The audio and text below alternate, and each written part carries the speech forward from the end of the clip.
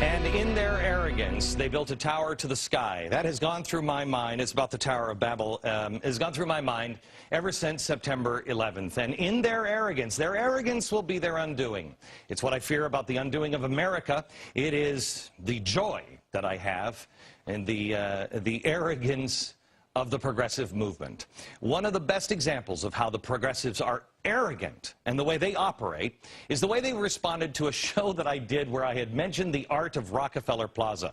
I want you to know right up, I am a huge fan of the art in Rockefeller Plaza. I have a recreation, a painting in my office of one of the things that is right over the front doors of 30 Rockefeller Plaza. It's beautiful art.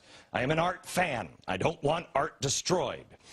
But that show was in September, and they're still attacking me for it. Here is what I said that started the firestorm. Watch this. This is Rockefeller Plaza. Here's the door frame of this building. This is where the concerts are. There's this man and this man. Well, let's see. He's holding a hammer, and there's weed over there, so this must be the worker. Can you show me this guy, please? This must be the worker. Yes, because he has the hammer here, the worker. Now show me the other door frame. Here's the farmer. Oh, there's the wheat, but what's this? This is a sickle. Gee, the hammer and the sickle. Where has anybody seen that before?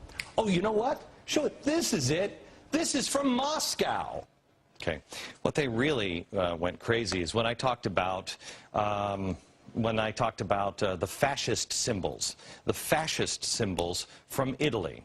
Well, they went nuts, and here's what they said about me.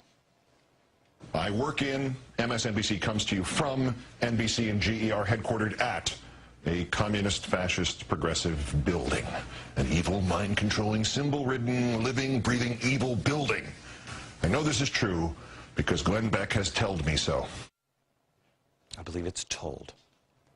New York Magazine art critic Jerry Saltz said I did an batty 8-minute paranoid ranting tying together Obama, communism, NBC, the Soviet Union, Mussolini, Standard Oil, syphilis, fascism, the UN, architecture, and public art in New York. No, not really. I think you missed the point on that. He challenged me to curate 2 art exhibitions, one that I liked, and then one where all of the art that should be destroyed should be in. Again, you missed the point, but what would I expect from eggheads who don't really listen and are arrogant? The Huffington Post said this.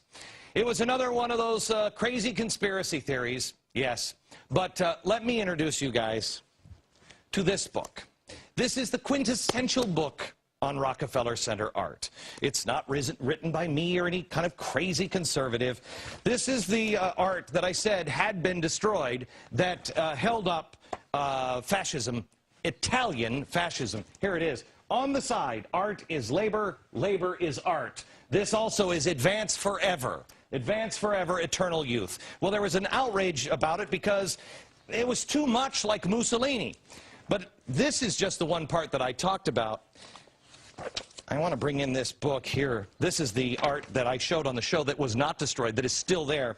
Let me just give you the real quick line here. Fortunately, this panel escaped censure and destruction, surviving purely as a work of art in its provident location on the main entrance of the International Building North, because it lacked obvious controversial mottos and was not surrounded by blatant symbols of fascism.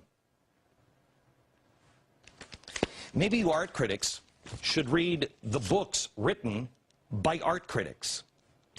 It's been nearly 5 months now, and they can't seem to let go. Maybe because the evidence is right there in front of millions of New Yorkers every day. It doesn't make the art evil or the building evil. It's just about the truth. Another case closed. Back in a minute. On vacation, the President of the United States signed an executive order that I got more mail than anything I've ever received before. It is about the International Criminal Police Organization, Interpol. Their headquarters are in the Department of Justice here in America, and we work together, and we should. But the President signed an executive order right before Christmas. Quote, designing Interpol as a public international organization entitled to enjoy certain privileges, exemptions, and immunities. Why? I have been trying to find out the answer why, and no one in the White House will respond. Who can tell me what special interest group asked for this? If it were about terror, why not tell us about it when you sign it? This Congress attacks our CIA and FBI But the European group, Interpol, they give immunity to? Why? This doesn't make sense. And perhaps the oddest part is the story was actually reported on in the New York Times. Yes. And they've been doing a lot of that lately. For instance, there's another story that made me double-check to see if I was actually reading the New York Times. They seem to be getting it now on the economy, which makes me question everything that I believe about the economy. Last week, they had this story about President Obama's home loan programs not working. Quote, the Obama administration's $75 billion program to protect homeowners from foreclosure has been widely pronounced a disappointment, and some economists and real estate experts now contend it is doing more harm than good. And another one about the Fed's incompetence. This was on page A1. It raises the question, why should Congress or anyone else that has have faith that the future Fed officials will recognize the next bubble, seeing they missed this one? Did Ron Paul suddenly get a job as a reporter at the New York Times? Or do we need to reevaluate everything? Not only are so many American watchdogs on top of things that it appears even the New York Times is beginning to catch on. Seriously, when the New York Times says, maybe we shouldn't give government more power, and they call out a failed Obama socialist program, something is stirring in America. Right back.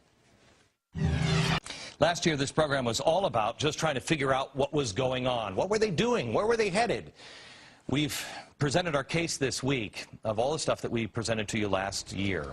Case is closed. We know who they are, what they're doing, and where they're headed. Now the question is, where are we headed? More on that coming up from New York. Good night.